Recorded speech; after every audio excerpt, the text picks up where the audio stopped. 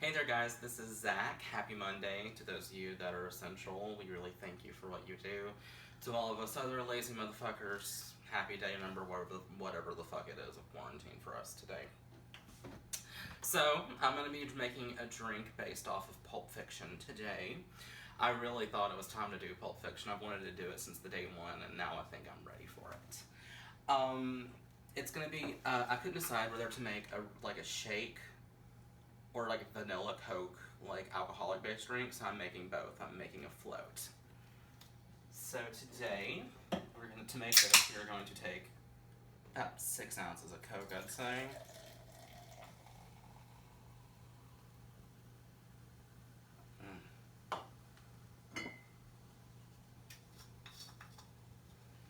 You're gonna take some Di Serrano, still a little bit more Coke, I think, would benefit in all honesty. Actually, pour the rest of it.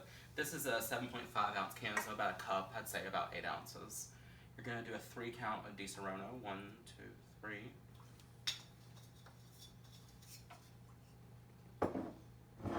You're gonna do another 3 count of bourbon. I'm gonna do mine soft though. 1, 2, 3. You're gonna add a couple splashes of vanilla to give it that very groovy vintage 50s vanilla Coke flavor. Now you're gonna stir all of that around with a large spoon, which you're gonna keep to eat the ice cream. So good already. We're gonna add the ice cream, which should already have been melted by now. You should let it sit out for about 20 minutes before you do this. We're gonna do 2 big old scoops of ice cream there. Ice cream and booze, that's where it's at. We're gonna top with a maraschino cherry. Although I really don't think there's fucking room for it, but it's really just for garnish, isn't it? There we are.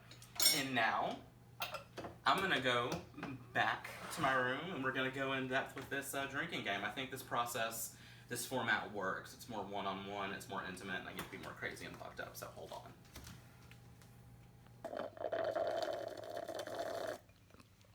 Motherfucker, that was good. Well, hello, motherfuckers. We're doing Pulp Fiction today. This is gonna be fun. Nice little fun movie to do a drinking game to. So, I suggest you all get comfy because this is a long fucking movie. And we just get started. These first 2 rules of the drinking game are going to get you drunk rapidly, so I'm sorry, but you're welcome. Ultimately, the first rule, every time Samuel L. Jackson says motherfucker, you take a drink. That man, motherfucker is to that man what cigarettes were to Betty Davis. Just classic. That float, I just down that son bitch. He just makes motherfucker sound so eloquent. He makes it sound like it's Shakespearean almost, just to be or not to be motherfucker. It is his word. It's like a word association game. If you say motherfucker, what do you picture? Samuel L. Jackson. So thank you, Samuel L. Jackson, for truly embodying the word, for just taking the word motherfucker on as your own. Thank you. And I love you, and you're awesome. And you're also from Chattanooga, represent Tennessee folk. Okay. Second rule of the drinking game, there's many rules, but the second one is every time feet are mentioned or shown, it's Tarantino, so have fun with that, kids. So, we're gonna get fucked up already because of those rules, but the next rules are gonna be as follows. Royale with cheese. I just don't feel like saying the whole line. I'm just gonna say quotes. Take a drink on Royale with cheese. Every time Mia Wallace's pilot is mentioned, say what again? Do they speak English and what? I think he says motherfucker after that. I don't know. He says every other word in this movie, so, someone gets shot, so have fun with that, because everyone dies in this movie. You're gonna take a drink every time Mia Wallace does cocaine. or heroin. But you're gonna take 2 drinks during my favorite scene that she does coke.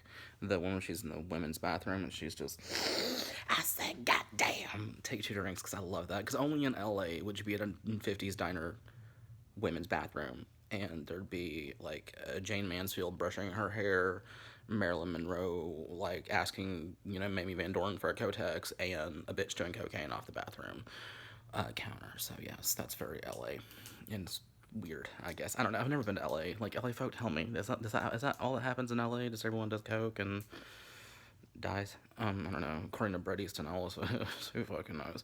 Anyways, you're gonna take a drink during the adrenaline shot scene. I'm skipping over time here, back and forth the movie. I was very Tarantino-esque, I guess you can say. You're gonna take a drink every time Big Kahuna burgers are mentioned or seen. Does he look like a bitch? I just can't deliver that line like Samuel L. Jackson. I sound like fucking Nathan Lane. Does he look like a bitch? Some stuff I can't do. Every time he does the Ezekiel 25:17 monologue. Beautiful, beautiful. Although, please don't do that for auditions, people, because I'm sure it's overdone as fuck. Another burp. Okay. You're gonna finish your drink during the dance-off at the 50s diner, because how iconic is that scene? It's beautiful.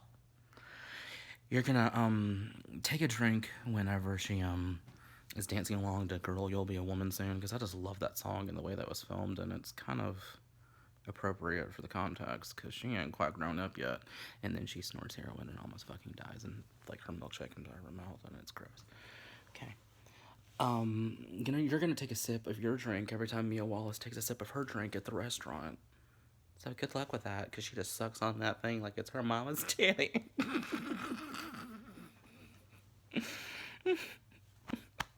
I can't help myself. You're gonna take a drink when Bruce Willis kills the nasty people. You're gonna take a drink every time he complains about his dad's watch. Bruce Willis's character, that is. You're gonna take a drink on Bring Out the Gimp, because that's mind bleach, please. Zed's Dead. Take a drink on that one. That's a good little actor and like warm up. Zed's dead. Zed's dead. Yellow leather, red leather, yellow leather, red leather. I saw 3 caning in unique New York, all that shit. I would love to do tongue twisters with you guys sometimes live. That'd be great. Harvey Keitel, whenever Harvey Keitel appears on screen, just wonderful. Quick in and out of that movie for about 5 minutes, but makes every 5 minutes wonderful. I wonder what he's up to nowadays. Is he still alive? I don't know. Who knows? I could Google it. Whenever Vincent and Jules change into their outfits and they both look like they're going to an aerobics class at Richard Simmons' studio. Whew, honey. Those looks were not good. Big ups to the costume department on that, because they ugly those motherfuckers up real good. Also, John Travolta looked ugly in that movie. Like, I wanted to give him a shower and a haircut, and rehab. Anyways, well, he ended up dying. Yeah, that's what happens on the streets, I guess. You're gonna take a drink during Jules' rant about pork, because he does have a point. I would probably eat a goddamn sewer rat if it tastes like pumpkin pie, because I fucking love pumpkin pie. Okay. Like, that's what, like, I'm pretty sure, like, one of my titties is nothing but pumpkin pie at this point. Okay. Pull it together, bitch. You're almost there. Every time the suitcase is opened, what do you think is in that suitcase? Well, knowing Tarantino, it's probably feet pics, but... Stop. I'm never gonna get a job when I get to LA. Oh, God, I'm horrible. I do love him, though, and if you ever want to work with me and you're watching this, I'd love to. I also have dancer's feet too. See, look, they're really weird and fucked up, and they stretch. Okay, that was gross. Okay, I'm gonna shut the fuck up now.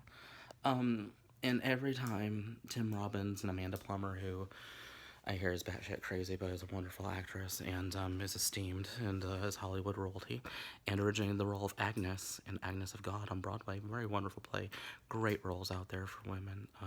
Three in particular. Anyways, yeah, you're gonna take a drink every time Tim Robbins calls her Honey Bunny. Oh, and take a drink whenever you see his wallet that says badass, bad motherfucker, I think. Yeah, it's bad motherfucker. I don't know. I'm reeling off at this point. I'll see y'all later.